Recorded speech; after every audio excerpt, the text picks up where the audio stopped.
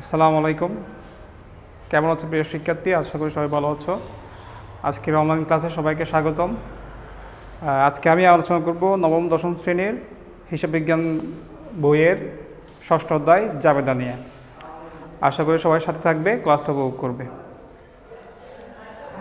জাবেদায় যাওয়ার আগে আমি বিগত ক্লাসে তোমাদের সাথে হিসাব নিয়ে আলোচনা করেছিলাম।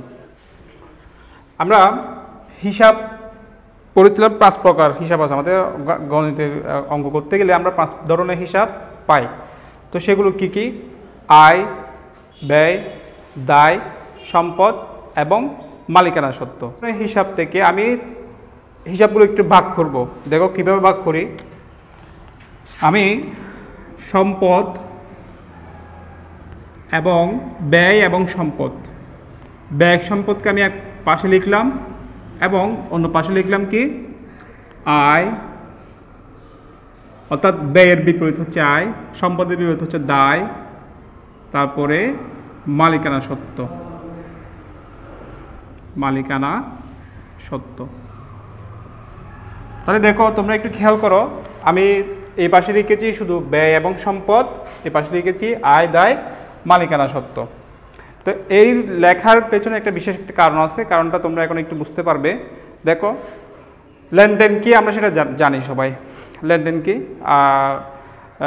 যেটা টাকার অর্থে পরিবর্তন করে, তারপর হিসাব সমীকরণের প্রভাব ফেলে, তারপরে তোমার টাকার অঙ্ক দ্বারা পরিমাপযোগ্য, দ্বৈত সত্তা, আমরা এই সবগুলো বৈশিষ্ট্য জানি, কম বেশি সবাই জানি।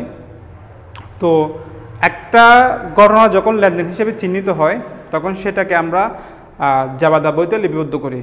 জাবেদা বইটা কি সেটা আমি একটু বলি। জাবেদা ইংলিশ হচ্ছে জার্নাল, যেটা হিসাবে প্রাথমিক বই। অর্থাৎ একটা লেনদেন যখন চিহ্নিত হয়, একটা ঘটনাকে যখন লেনদেন চিহ্নিত করা হয় তখন ওই লেনদেনকে আমরা হিসাবে প্রাথমিক বইতে লিপিবদ্ধ করি তারিখ অনুসারে এবং ব্যাখ্যা সহ। দুইটা পক্ষে আমরা বিভক্ত করে, দুইটা পক্ষ নিশ্চিত করে, ডেবিট ক্রেডিট দুইটা পক্ষ দিয়ে আমরা জাবেদা বইতে লিপিবদ্ধ করি। ওইটার নাম হচ্ছে জাবেদা বই, যেটা হিসাবে প্রাথমিক বই বলা হয়। অর্থাৎ লেনদেন সর্বপ্রথম যে বইতে লিপিবদ্ধ করা হয় তাকে জাবেদা বই বলা হয়। তো আসো, তো আমরা এখন ওইখানে যাওয়ার আগে আমরা জাবেদা দাখিলাগুলো কীভাবে হবে সেটা আমরা একটু দেখি। দেখো কী কী আছে এখানে। ব্যয় এবং সম্পদ, ঠিক আছে, আয়, দায়, মালিকানা সত্ত্ব। যখন লেনদেন নিশ্চিত হয়ে যাবে, লেনদেন চিহ্নিত হয়ে যাবে, তখন কোনো লেনদেনের ফলে যদি ব্যয় বা সম্পদ বৃদ্ধি পায়, কোনো লেনদেনের ফলে যদি ব্যয় বা সম্পদ বৃদ্ধি পায়, ওই ব্যয় বা সম্পদকে আমরা ডেবিট করব। আর কোনো লেনদেনের ফলে যদি ব্যয় বা সম্পদ কমে যায় তখন ওই ব্যয় বা সম্পদকে আমরা ক্রেডিট করব। ঠিক একইভাবে এই পাশে আছে আমার আয় এবং দায় এবং মালিকানা সত্ত্ব। এখানে আয়, দায়, মালিকানা সত্ত্ব কোনো লেনদেনের ফলে যদি বেড়ে যায় তখন সেটাকে আমরা ক্রেডিট করব এবং কোনো লেনদেনের ফলে যদি এগুলো কমে যায় তখন সেটাকে আমরা ডেবিট করব। এটাকে আমি সংক্ষেপে বোঝার জন্য একটা সংক্ষিপ্ত একটা টেকনিক অ্যাপ্লাই করতে পারি। টেকনিকটা একটু খেয়াল করো তোমরা। আমি এখানে ব্যয় থেকে ব নিলাম, দ্বন্দ্ব সম্পদ থেকে দ্বন্দ্ব স নিলাম, তাহলে কি হয়? সব যখন বৃদ্ধি পায়, অর্থাৎ সম্পদ এবং ব্যয় যখন বৃদ্ধি পায় তখন ওইটাকে আমরা ডেবিট করব।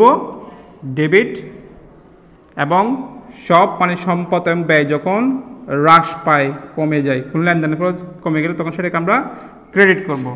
ঠিক একইভাবে এখানে আ নিলাম, দ নিলাম, ম নিলাম, তাহলে কি হয়? আদম হয়। আদম যখন বৃদ্ধি পায়, অর্থাৎ কোন লেনদেনের ফলে আয়, দায়, মালিকানা সত্ত্ব যদি বেড়ে যায় তখন সেটাকে আমরা করব কি? ক্রেডিট। আর কোন লেনদেনের ফলে যদি আয়, দায়, মালিকানা সত্ত্ব যদি কমে যায় তখন সেটাকে আমরা বলবো ডেবিট। সেটাকে আমরা কি করব? ডেবিট করব।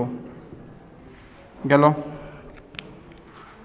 তাহলে আমরা জানি হিসাবে দুইটা পক্ষ থাকে, একটা পক্ষ হচ্ছে ডেবিট পক্ষ, একটা পক্ষ হচ্ছে ক্রেডিট পক্ষ। একটা পক্ষ সুবিধা গ্রহণ করে, অপর একটা পক্ষ সুবিধা প্রদান করে। তাহলে আমরা এখন কয়েকটা লেনদেনে যাব। কয়েকটা লেনদেনে গিয়ে আমরা একটু একটা কর্নার লিখে রাখি, তোমরা একটু খেয়াল করো। আমরা এই পাশে সব বৃদ্ধি ডেবিট এবং সব হ্রাস ক্রেডিট, আর আদম বৃদ্ধি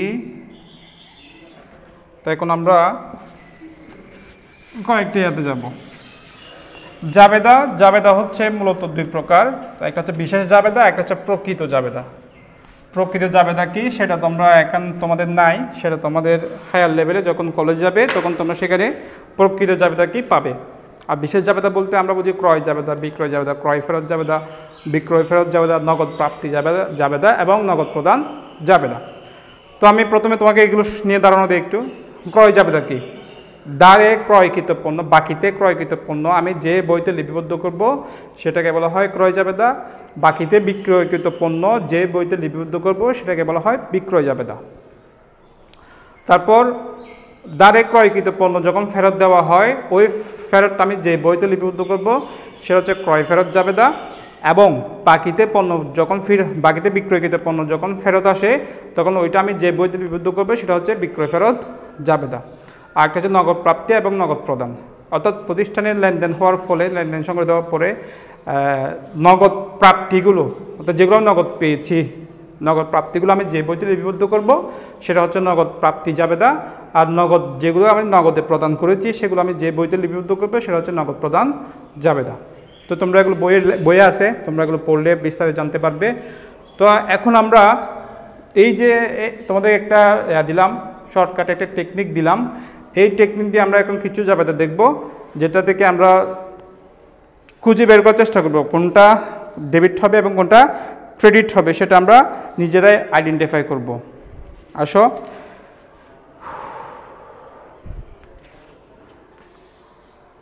আমি প্রথমে তোমাদের বইতে যে ধারাবাহিক যে জাবেদার প্রক্রিয়াগুলো আছে ওগুলো নিয়ে আমি একটু প্রথমে আসি।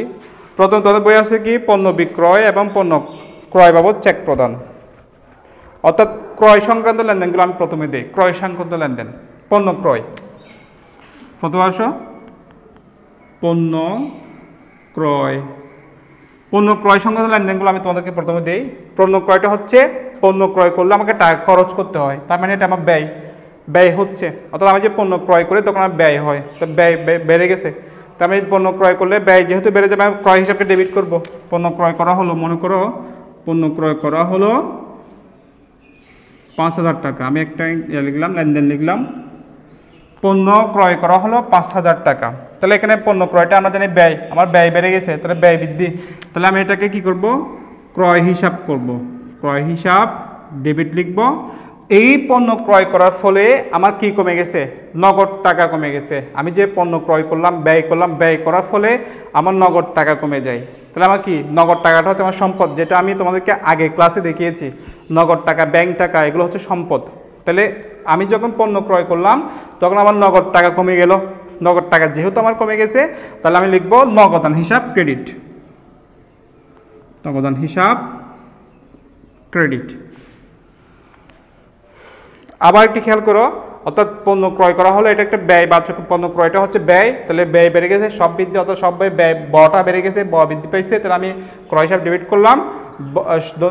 তারপর আমার কি কমে গেছে, নগদ টাকা কমে গেছে, সম্পদ কমে গেছে, তার মানে হ্রাস পাইছে, তাহলে আমি কি করলাম, নগদান হিসাবকে ক্রেডিট করলাম। ঠিক আছে, আশা করি তোমরা সবাই বুঝতে পেরেছো। ক্রয় সংক্রান্ত আরও অনেক জায়গা হতে পারে, সেটা হচ্ছে পণ্য ক্রয় করা হলে যদি বাকিতে পণ্য ক্রয় করা হয়, ক্রয়টা যদি বাকিতে হয়, পণ্য ক্রয় করা হলো এত টাকা, আমি যদি এখানে এর আগে একটা শব্দ লাগাই দিই, দ্বারে পণ্য ক্রয় করা হলো 5,000 টাকা। দ্বারে মানে কি, বাকিতে পণ্য ক্রয় করলে আমরা কি করি না, টাকা প্রদান করা হয় না, টাকাটা থেকে যায়, টাকা পরে প্রদান করবো আর কি। তো এই টাকা আমি কখন দিব, পরে দিব। তাহলে পরে আমি যাকে টাকা দিব ওই ব্যক্তির নাম বা ওই প্রতিষ্ঠানের নাম হচ্ছে আমার পাওনাদার হিসাব, বিবিধ পাওনাদার হিসাব। মানে পাওনা হচ্ছে যে আমার কাছে টাকা পাচ্ছে, পাওনা মানে হচ্ছে কি, যে আমার কাছ থেকে টাকা পাচ্ছে। তাহলে আমরা সবসময় কি করব, একটা জিনিসকে আমরা সবসময়, যেহেতু ব্যয়, এটা আমার ব্যয়, তাই সবসময় পণ্য ক্রয় করার ক্ষেত্রে সবসময় ক্রয় হিসাবকে আমি কি করব, ডেবিট করব। তাহলে ক্রয় হিসাব সেম আমি ডেবিট করব। তাহলে এখানে বাকিতে পণ্য ক্রয় করার ফলে আমার কি বেড়ে গেল, পাওনাদার বেড়ে গেল, দায় বেড়ে গেল, দায়, অর্থাৎ বাকিতে পণ্য কিনেছি কিন্তু টাকা দেয় নাই, কিন্তু কেউ একজন আমার কাছে টাকা পাবে, তো আমার কাছ থেকে যে টাকা পাবে সে হচ্ছে আমার পাওনাদার। পাওনাদার মানে কি, দায়, বৃদ্ধি পেলে কি করি আমরা, আমি এখানে লিখেছি, এটা উল্টো লিখেছি, এটা হচ্ছে কি আদম বৃদ্ধি হলে তখন কি হবে ক্রেডিট হবে, আদম হ্রাস পেলে তখন ডেবিট হবে। এই তাহলে দেখো এখন দ দ বৃদ্ধি পেয়েছে, দ বৃদ্ধি হলে তখন কি হবে ক্রেডিট হবে। তাহলে আমার কি বেড়ে পাওনাদার বেড়ে গেছে, তাহলে পাওনাদার হিসাব আমরা কি লিখবো, পাওনাদার হিসাব লিখবো ক্রেডিট। তাহলে নগদে হলে ক্রয় হিসাব ডেবিট হবে, তারপরে তোমার নগদান হিসাব ক্রেডিট হবে, যদি বাকিতে হয় ক্রয় হিসাব ডেবিট, পাওনাদার হিসাব ক্রেডিট, কারণ আমার পাওনাদার বেড়ে গেছে, তাই পাওনাদার বেড়ে গেলে আমরা কী করি ক্রেডিট করি। গেল এরপরে আসো, যদি এটা দাঁড়ে হয় নাই নগদেও হয় নাই, চেক মারফত হয়েছে বা ব্যাংক মারফত হয়েছে, চেক মারফত পণ্য ক্রয় করা হলো, অর্থাৎ আমি চেক মারফতকে আমি পণ্য ক্রয় করলাম, নগদে কোনো টাকা দিলাম না, আমি চেক মারফত টাকা দিলাম, তাহলে টাকাটা আমার কোন খাত থেকে যাবে, নিশ্চয়ই টাকাটা আমার ব্যাংক খাত থেকে যাবে। তাহলে সেক্ষেত্রে আমি কী করবো, পাওনাদারের জায়গায় আমি কী করবো ব্যাংক হিসাব লিখবো। যদি ব্যাংক মারফত হয়ে থাকে, চেক মারফত হয়ে থাকে, তখন লিখবো ক্রয় হিসাব ডেবিট, ব্যাংক হিসাব ক্রেডিট। ঠিক আছে, তাহলে আশা করি তোমরা ক্রয় সংক্রান্ত এটা বুঝতে পেরেছো। আমরা এবার যাবো বিক্রয় সংক্রান্ত। বিক্রয় আরেকটা কথা আমি বলে রাখি এখানে, যদি পণ্য ক্রয় বিক্রয়ের ক্ষেত্রে যদি কোনো প্রতিষ্ঠান নাম উল্লেখ থাকে, নগদ শব্দটা যদি উল্লেখ না থাকে, কোনো প্রতিষ্ঠান নাম উল্লেখ থাকে, তাহলে সেক্ষেত্রে অবশ্যই সেখানে ধারে ক্রয় জাবেদা দিতে হবে। আমি ব্যাপারটা একটু তোমাকে ক্লিয়ার করে বলি। যেমন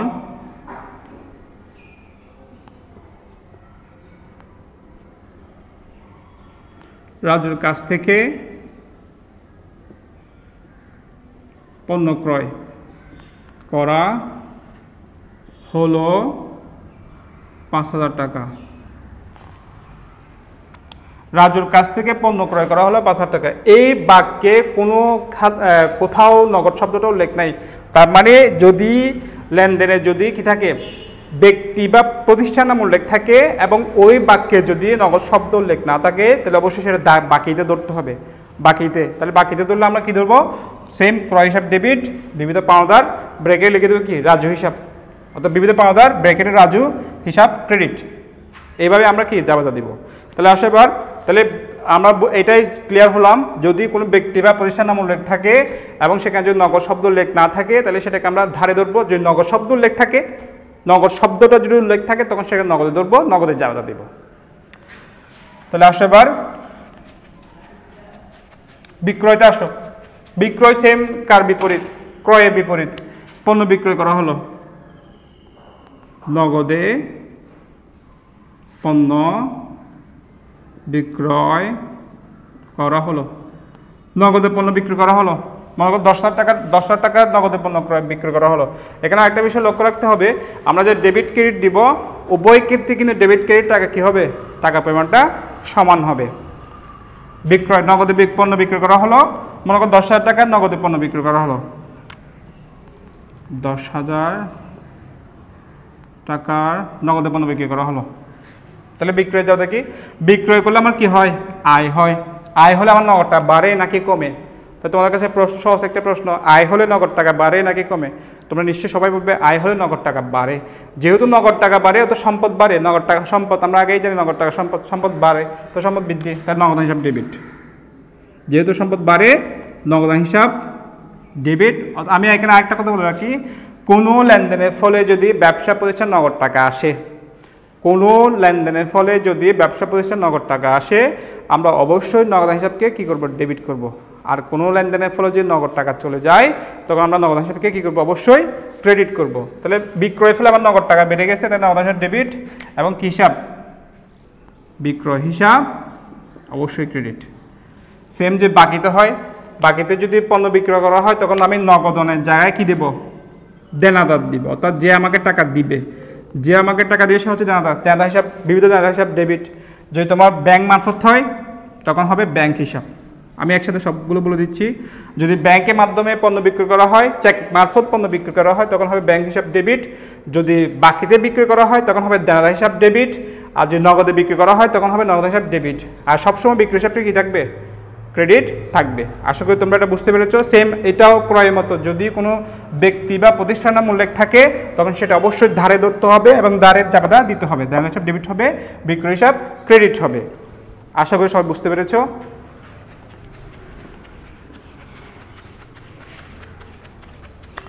আমরা এরপরে যেটা যাব সেটা হচ্ছে ফেরত সংক্রান্ত, ক্রয় ফেরত বা বিক্রয় ফেরত যদি হয়, অর্থাৎ ক্রয় ফেরত হলে বা বিক্রয় ফেরত হলে তখন সেক্ষেত্রে আমরা লেনদেনটা কীভাবে করবো বা কীভাবে জাবেদা দেব। ক্রয় ফেরত আমরা জানি, ক্রয় ফেরতটা কি? ক্রয় ফেরত, ক্রয় ফেরত অর্থাৎ আমি পণ্য ক্রয় করলাম, ফেরত দিয়ে দিলাম। পণ্য ক্রয় করলাম, পণ্য ক্রয় ফেরত কখন হয়? দাঁড়ে ক্রয় বিক্রয়ের সময় পণ্য ফেরত হয়। অর্থাৎ আমি পণ্য ক্রয় করলাম, পণ্য কোনো একটা মানের পণ্যের মান ঠিক ছিল না বা ডেট এক্সপায়ার হয়ে গেছে, ডেটটা চলে গেছে, মেয়াদ উত্তীর্ণ হয়ে গেছে, সেক্ষেত্রে আমি কী করলাম? পণ্যটা ফেরত দিয়ে দিলাম। আমার মন মতো পণ্য হয় নাই, পণ্যটা আমি ফেরত দিলাম। তো পণ্য ফেরত দেওয়ার ক্ষেত্রে আমি এটা আমার জাবেদাটা কীরকম হবে সেটা আমি এখান থেকে বের করব। দেখো, আমি প্রথমে জাবেদাটা দিয়ে দিই। বিবিধ পাওনাদার হিসাব, ডেবিট, ক্রয় ফেরত হিসাব, ক্রেডিট। তাহলে বিবিধ পাওনাদার হিসাব ডেবিট, ক্রয় ফেরত হিসাব ক্রেডিট। তাহলে এখানে আসো, প্রথমে আমি যেহেতু পাওনাদার দিয়েছি, পাওনাদারটা হচ্ছে আমার দায়। এখানে আসো, পাওনাদার দায় কখন ডেবিট হবে? যখন দায়টা যখন কমে যাবে, দায় যখন কমে যাবে তখন ডেবিট হবে। এখানে আমি পাওনাদারটা কি লিখেছি? ডেবিট লিখেছি। তাহলে এর মাধ্যমে অর্থাৎ ক্রয় ফেরতের মাধ্যমে আমার পাওনাদার পাওনাটা কমে গেল। সাপোজ আমি বাকিতে 5,000 টাকার পণ্য কিনেছি বাকিতে, এখন আমি 500 টাকার পণ্য ফেরত দিয়ে দিলাম। তাহলে এখন আমার কাছে পাচ্ছে কয় টাকা? 4,500 টাকা পাচ্ছে। আমার কাছ থেকে আগে পেত 5,500 টাকার পণ্য ফেরত দিয়ে দিলাম, এখন পাচ্ছে 4,500 টাকা। তাহলে আমরা বলতে পারি কি আমার দায় পাওনাটা বাড়ছে না কমছে? কমে গেছে। তাহলে সেটা আমি কী করলাম? বিবিধ পাওনাদার হিসাবটা আমি ডেবিট করলাম এবং ক্রয় ফেরতকে আমি কী করলাম? ক্রয় ফেরতটা আমার হচ্ছে কি? ক্রয়টা হচ্ছে আমার ব্যয়, আর ক্রয় ফেরতটা আমার কি? ব্যয়টা হ্রাস পেয়েছে। ক্রয়টা যেহেতু আমার পণ্য ক্রয় করেছে, আমাকে 5,000 টাকা দিতে হবে। এখন আমি ওখান থেকে দিচ্ছি কত টাকা? 4,500 টাকা দিচ্ছি। তাহলে আমার ব্যয়টা কি? আগে ব্যয় ছিল 5,000, এখন ব্যয় হচ্ছে 4,500। তাহলে কমে গেল না ব্যয় কমে গেলে আমি কী করি? ব্যয়কে ক্রেডিট করি। তাহলে ক্রয় ফেরত হিসাব ক্রেডিট। আশা করি সব বুঝতে পেরেছ। যদি বিক্রয় ফেরত হয় তাহলে বিক্রয় ফেরতের ক্ষেত্রে আমি কী করবো? বিক্রয় ফেরতকে আমি ডেবিট করবো, ঠিক তার বিপরীত বিক্রয় ফেরত হিসাব ডেবিট, তাহলে বিবিধ দেনাদার হিসাব। বিক্রয় ফেরতের সাথে দেনাদার সম্পর্ক, দেনাদার হিসাব ক্রেডিট। তাহলে এই ক্ষেত্রে বিশ্লেষণ করতে হবে। আর তারপরে একটু করে দিই আমি এটা ঠিক এটা বিপরীত। বিক্রয় ফেরত, বিক্রয় করলে আমার হচ্ছে আয়, বিক্রয়টা হচ্ছে আমার আয়। তাহলে বিক্রয় ফেরত যখন আমি দিয়ে দেই, অর্থাৎ আমি মনে করো একজনের কাছে পণ্য বিক্রি করছি, 10,000 টাকায় পণ্য বিক্রি করেছি, 10,000 টাকায় পণ্য বিক্রি করলাম, 10,000 টাকার পণ্য বাকিতে বিক্রি করলাম, বাকিতে বিক্রি করে আমি দেনার কাছ থেকে কত পাচ্ছি? 10,000 টাকা পাচ্ছি। এখন সে আমাকে 1,000 টাকার পণ্য ফেরত দিল। কয় হাজার টাকা? 1,000 টাকার পণ্য ফেরত দিল। তখন পাচ্ছি কত? আমি 9,000 পাচ্ছি। কত? 9,000। তাহলে আমার দেনাদার পরিমাণ কমে গেল। দেনাদারটা সম্পদ যখন হ্রাস পায় তখন সেটা আমরা ক্রেডিট করি। তাহলে বিবিধ দেনাদার হিসাব ক্রেডিট। এরকম ডেবিট করেছি কি? বিক্রয় ফেরতটা আমি ডেবিট করেছি। বিক্রয় ফেরতটা হচ্ছে আমার কি? ব্যয়। বিক্রয় ফেরতটা আমার হচ্ছে কি? আয়। আয়টা কই? বিক্রয়টা হচ্ছে আমার আয়, আয়টা কই? এই যে আয়, ডেবিট করেছি। বিক্রয় ফেরত ডেবিট। তাহলে আমার আয় হ্রাস পেয়েছে। আমি আগে পেতাম 10,000, আগে যেখানে 10,000 পাওয়ার কথা সেখানে পাচ্ছি আমি 9,000 টাকা। তাহলে আয়টা বেড়ে গেল না কমে গেল? আয়টা আমার কি? কমে গেল। তাহলে আয় যখন কমে গেছে তখন আয়কে ডেবিট করলাম। তাহলে বিক্রয় ফেরত হিসাব আমার কি? ডেবিট, বিবিধ দেনাদার হিসাব ক্রেডিট। আশা করি বুঝতে পেরেছ। তাহলে এবার আসো আমরা সম্পদ ক্রয়ের ক্ষেত্রে। যদি কোনো সম্পদ ক্রয় করা হয়, আমি কিন্তু বইয়ের ধারাবাহিকতা দিয়েছি। অর্থাৎ তোমাদের বইয়ের যে জাবেদার ফরম্যাটটা আছে ওই ফরম্যাটটা ফলো করে কি আমি ধারাবাহিকভাবে তোমাদেরকে দিচ্ছি, জাবেদাগুলো বলতেছি। এবার খেয়াল করো, যদি কোনো সম্পদ ক্রয় হয়, সম্পদ ক্রয় আমি জানি সম্পদ বেড়ে গেলে ডেবিট হয়, সম্পদ কমে গেলে ক্রেডিট হয়। তাহলে সম্পদ ক্রয়ের ক্ষেত্রে যে সম্পদ বাড়বে সেই সম্পদকে ডেবিট করব, যে সম্পদ কমবে সেটাকে ক্রেডিট করব। সোজা কথা। যদি আমি নগদে আসবাবপত্র কিনি, নগদে আসবাবপত্র ক্রয় করা হলো, তাই নগদ আসবাবপত্র কিনলে আমার আসবাবপত্র বাড়ে, নগদ টাকা কমে। নগদে যখন কিনবো নগদটা কমবে আর তো বাড়বে, তাহলে আমি কি করব, আসবাবপত্রকে ডেবিট করব, আসবাবপত্র হিসাব ডেবিট, নগদান হিসাব ক্রেডিট গেল। যদি কোনো যন্ত্রপাতি কিনি তাহলে যন্ত্রপাতি হিসাব ডেবিট, যন্ত্রপাতিটা সম্পদ, যন্ত্রপাতি হিসাব ডেবিট, নগদান হিসাব ক্রেডিট। যদি অন্য কোনো সম্পদ কিনি, মনে করো তোমার কী কিনলাম, জমি কিনলাম, ভূমি কিনলাম, দালান কোঠা কিনলাম, তাহলে যেটা কিনবো সেটাকে ডেবিট, যে সম্পদ কিনবো সম্পদ যেটা বাড়বে সেটাকে ডেবিট করব। যদি আমি টাকাটা নগদে দিই নগদ হিসাব ডেবিট, যে টাকাটা আমি ব্যাংক মারফত দিই তো চেক মারফত দিই তখন হবে ব্যাংক হিসাব ক্রেডিট। তা ব্যাংকটাও আমার সম্পদ, ব্যাংক জমাটা আমার সম্পদ। যদি নগদে হয় নগদান ক্রেডিট করব, আর যদি ব্যাংক মারফত হয় ব্যাংক টাকা কমে গেছে ব্যাংক টাকা আমি কী করবো, ক্রেডিট করব। তারপরে আজকে আর না যাই যেহেতু ভিডিও অনেক লম্বা হয়ে যাবে, তাহলে আজকে আর না যাই, আজকে এতটুকু থাক। আমরা পরবর্তী ক্লাসে এটার ধারাবাহিক কয়েকটা সিকুয়েল ক্লাস হবে, আমরা পরবর্তী ক্লাসে তোমার সাথে আরও বিস্তারিত লেনদেন নিয়ে আলোচনা করব, বিশদ আরও অনেক জটিল লেনদেন আছে এগুলো নিয়ে আলোচনা করব। আশা করি আমাদের সাথে থাকবে এবং তোমরা ক্লাসগুলো ভালো করে দেখবে। আশা করি আমাদের ক্লাস যদি দেখো তোমরা আশা করি উপকৃত হবে। আজ এ পর্যন্তই, ভালো থাকো, সুস্থ থাকো, আল্লাহ হাফেজ।